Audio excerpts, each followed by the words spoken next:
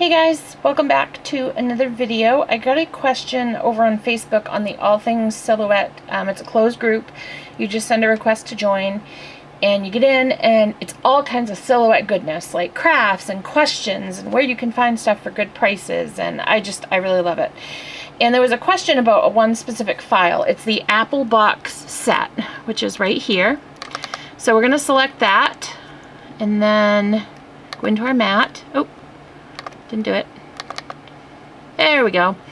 Okay, so the problem this person is having is when she ungroups it, all of her pieces lose their little lines too. So step one for me, now I'm a beginner. I got my silhouette in May. Everything I've learned, I've either learned from YouTube or svgcuts.com. They are sensational. On YouTube, Two Tiny Treasures, Colleen, amazing. I learned a lot from her videos. And I also follow the Silhouette blog every day. Not only can you get bundles of shapes cheap because it's in a bundle, the ones that they use, but also they have some great videos and great tips and tricks and stuff like that.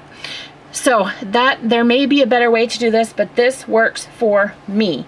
And for me, it only needs to work for me. So as long as I can cut it and make it and do my crafts, I'm a happy girl. If there's a faster way, I just don't know. So we go ahead and we ungroup. What I like to do, now that everything's ungrouped, is I like to weed out these little pieces that have absolutely nothing to do with anything. Now, when you look at your pieces, this piece is one whole piece, okay? This piece, when you come over, isn't, okay? So when you move it, it does that. So we're gonna go back so it's perfect. So this one we're just gonna get out of the way because it's one whole piece. Now this one, what we're gonna do, and this little one right here, because it's the same thing, it's just smaller, is one little piece. And this one, even though we've ungrouped them, they're all still one little piece. So now we just need to address these three. So all we need to do is come in and you highlight the one shape, okay, and you'll see the 4 sections highlighted. You're gonna click back on group, and I'm sorry if it sounds like I'm yelling, I'm not trying to. And then you're all set, okay? So we're just gonna come, and if you wanna move it onto the mat, let me zoom in a little bit. All you need to do is just highlight it, not that much. Just highlight it here, okay? And then you can move it over to the mat. It will move everything as long as it's highlighted together. And then all you're gonna do, group, you're good to go. Really, really simple once you know the trick. And then this, and then come up. It's still highlighted, so you're gonna click on group, and there you go. So you have all of your pieces, you can mix and match and move them all around.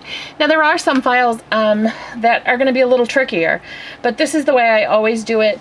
I try not to mess with release compound path and make compound path unless I absolutely have to. There's only been one file that was a nightmare, and I just played. It was the high heel shoe that SVG Cuts gave away a couple of weeks ago. They were doing a promotion. And I wanted to separate it out and all this, and it was just a nightmare. But I just sat and played with it and was persistent, which is hard because I'm stubborn and have no patience. So it took a lot for me to sit there and play with it and tweak it. But I did it, and honestly, that's the only way that I've learned how to do this. So that's my advice, is just to take some time when you're not in the middle of a project or you're not on a deadline, you don't need something right now, take some time and just play around, because otherwise you're never going to get to know the software.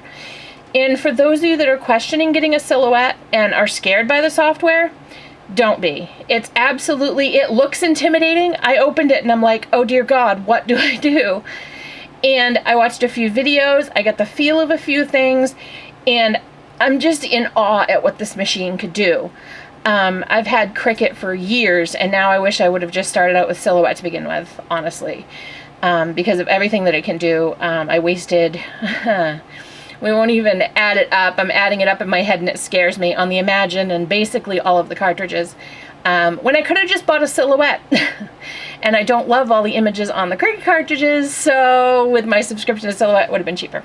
But anyways, so that's my little rant. This is how you do this. Again, practice, practice, practice. If anybody has any questions, please leave me a comment. I'll try to answer it. Like I said, I'm still a newbie. I just started in May, and we're knocking on the door of September. And it was mid-May. So I'm like 3.5 months in. So can you imagine what I'll be able to do in a year? I'll be crazy with Silhouette. Okay.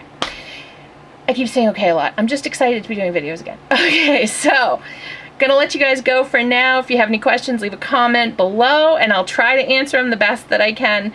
Don't forget to stop by my blog for more crafty fun at www.crazycatladycraft.blogspot.com. Happy crafting!